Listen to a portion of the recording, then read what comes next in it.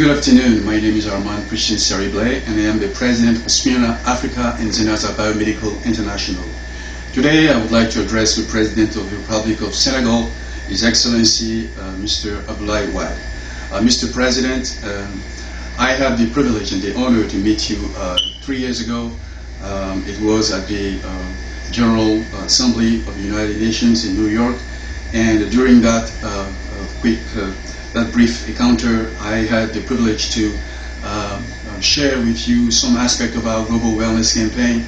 Mr. President, our campaign aims at reducing the rate of mortality attributable to environmental pollution, and so therefore we are at the interface of technology transfer and capacity building.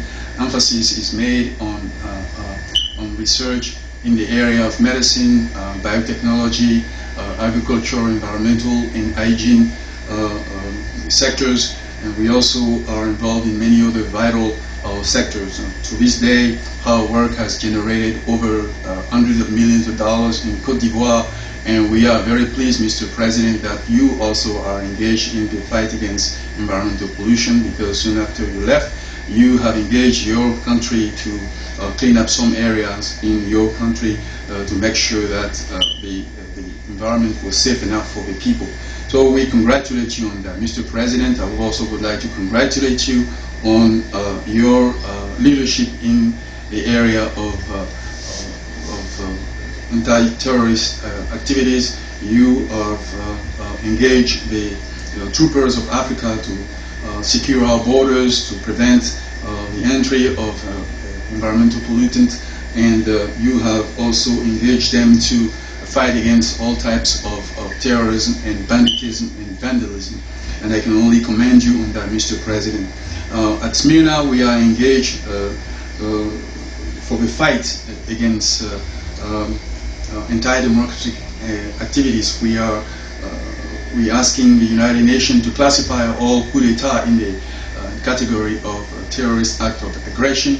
So we have engaged, Mr. President, the Congress, the U.S. Congress, the White House, the Security Council, and many other stakeholders, so that this petition can become a resolution for the betterment of our respective countries and for world peace. Mr. President, today my address concerns your visit in Cote d'Ivoire, a visit during which you mentioned that Mr. Soro Guillaume is your son.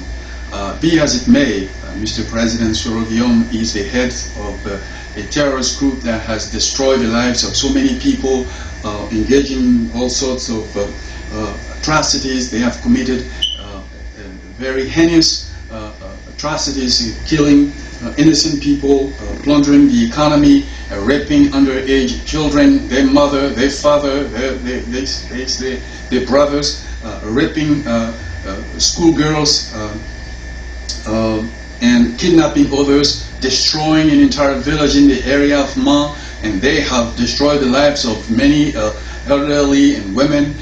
Mr. President, what they've done is very despicable, and the members of his government have shown that they are not trustworthy.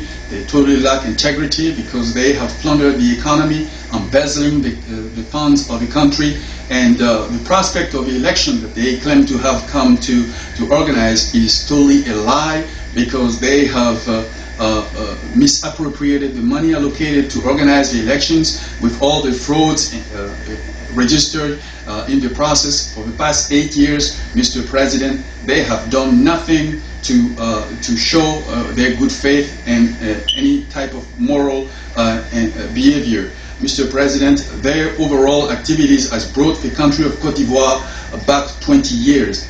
Mr. President, you know that Cote d'Ivoire has a culture of peace. That peace is based on love, mutual respect, brotherly interaction, and we have a solid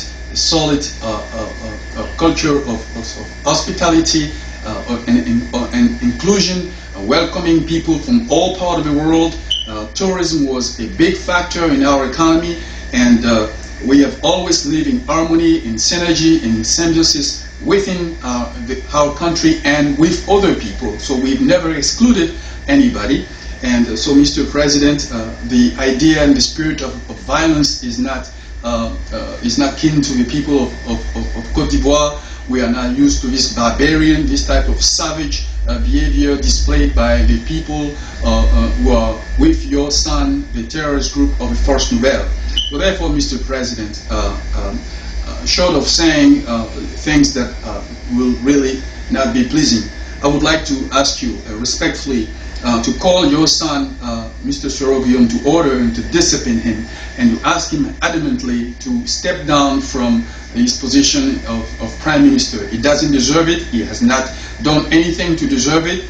But killing people, and that's not the type of behavior, and that's not the type of morality that we would like to bestow on our new future generations. Please, Mr. President, I hope that you would do it for the sovereignty of our country and for the preservation of our dignity in Africa. You would do it, Mr. President, for sustainable development and for our genuine fight against poverty.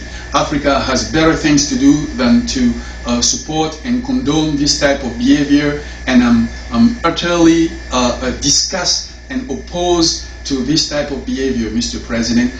This type of behavior of killing and torturing innocent people is unbecoming of people of good moral and displays a clear insanity, mental insanity. Their behavior, Mr. President, are indicative of clinical abnormalities, and they are a clear sign of neurological and physiological and psychological impairment, and this mental problem need to be resolved, must be addressed in a psychiatric hospital. I'm calling on Senegal, since you have mentioned that you are the father of this rebellion, to pick up a medical bill and to call your son to ask him to step down, and that his faction liberate every part of a country that has been occupied for the past 8 years. We need to move on. We need to take advantage of our resources, agricultural resources, mineral resources, and every other source of revenue in order to feed our people and to develop the country. We have no time, Mr. President. Time is against us, and we need to do everything possible to move forward and to move forward in peace. I'm asking you, Mr. President, to do it in the name of Jesus, for God so much loved the world that he brought his son Jesus, that whosoever believe in him shall not perish, and I do not wish anybody to perish, Mr. President. Mr. President, you have also said that because of your affiliation, your disclosure, Mr. President, I would like to ask you to please rescind the Medal of Honor that was bestowed to you by the President of our country.